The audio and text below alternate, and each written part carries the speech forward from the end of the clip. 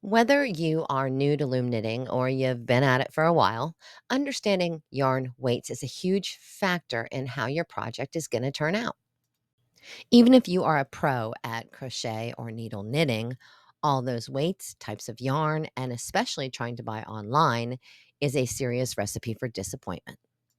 So, in theory, yarns are categorized by their thickness. That makes sense until you actually start working with them. Aran, DK, worsted, double worsted, fingering.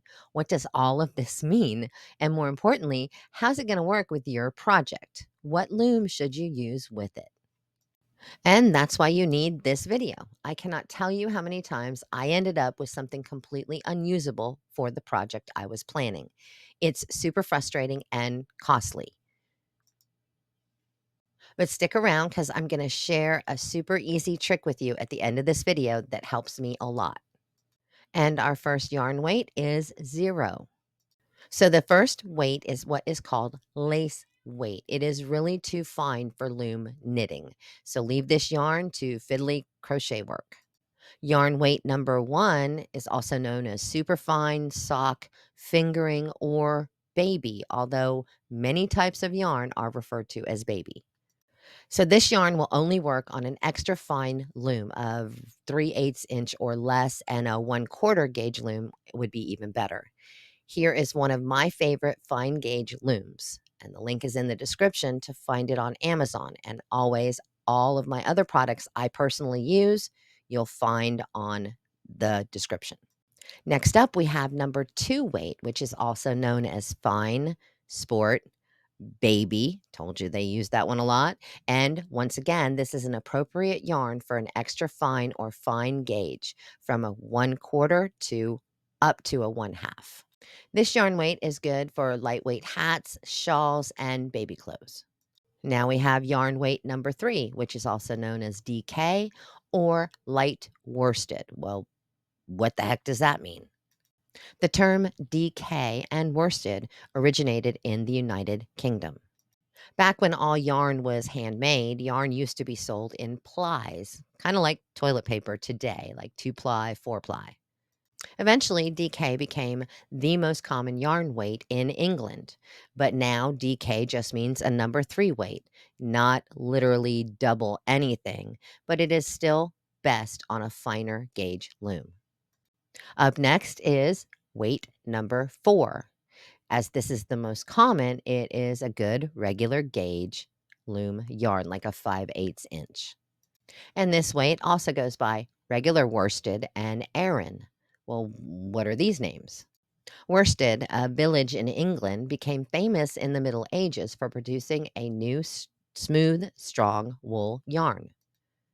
As you can see from the diagram, worsted yarn is much more smooth than the more traditional yarns were. Over time, the US term worsted has become another name for medium weight and the most common weight in the US.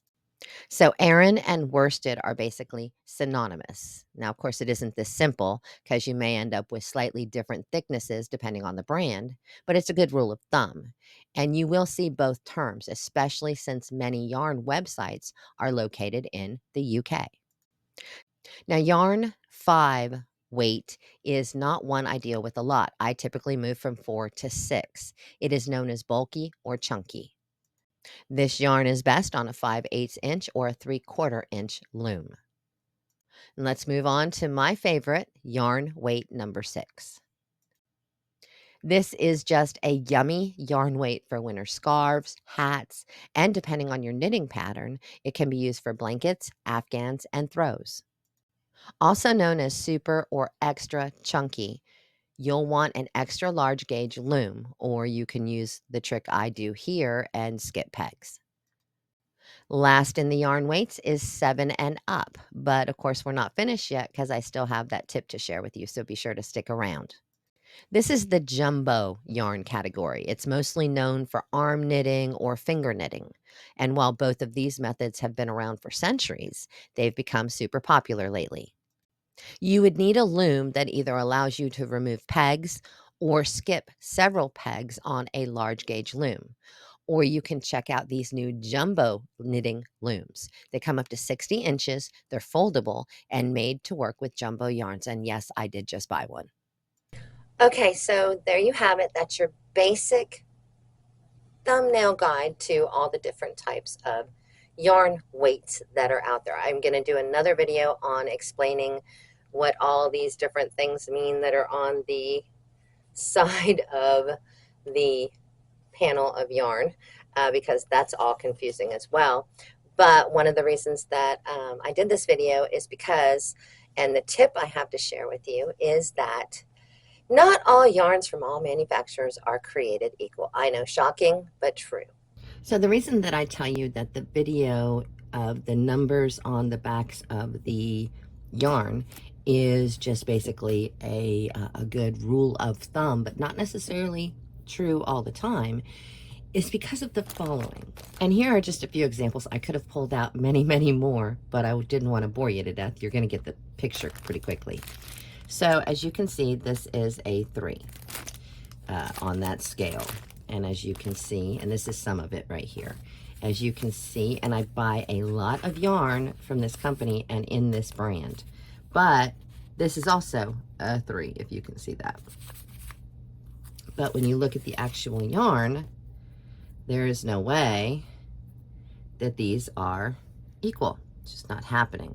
This brown one, beautiful, is almost twice as big as this white one, and this is a much flatter piece of yarn. I don't know if you can see that, but it is very, very flat. I don't know if it's because it was bi-colored, and this one is that nice round pulled normal way we know yarn to be. So this is going to be a very, very fiddly project and end up needing my little itty bitty loom, because there's no way I'm going to use this on a regular loom. It's just a little too thin. All right, another example. This is, again, a yarn that I buy a lot of. It comes from a company called Love Crafts. They have a website, and they're out of England, hence the reason for me explaining to you about DK and Aran and worsted. But it says Simply Chunky on it. Right there. Okay, well, there's no way this is chunky. It says it's a 5. Now, let's see. This is Bernat number 6, and as you can see, it's almost twice the thickness. So there's no way that this is a 5. This is a thick 4, if that. So again, another reason why you'll need the trick, and it's a simple one that I'm going to share with you. So here is my tip, trick, whatever you want to call it, to save you time, money, and frustration. Go to the store and pick your yarn out.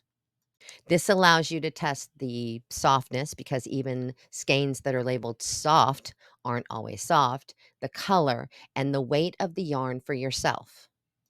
Now, if after doing that, or if you can't actually get to the store, you decide for whatever reason you're going to buy online, then just buy, I know this is difficult, one skein. Get it home, verify it is everything you could possibly want before you commit to everything you'll need for a full project. Unless it's on sale, of course, and then stock up because you'll use it for something. But can tell you that, for instance, with those Bernat blanket yarns, I will spend in the neighborhood of $150 to create a large scale blanket. So definitely check out your yarns first before you purchase the big amount. And that's it. I hope you enjoyed the video. I hope it cleared some things up for you. Let me know your thoughts. Please consider subscribing for more videos, tutorials, and I will be doing giveaways.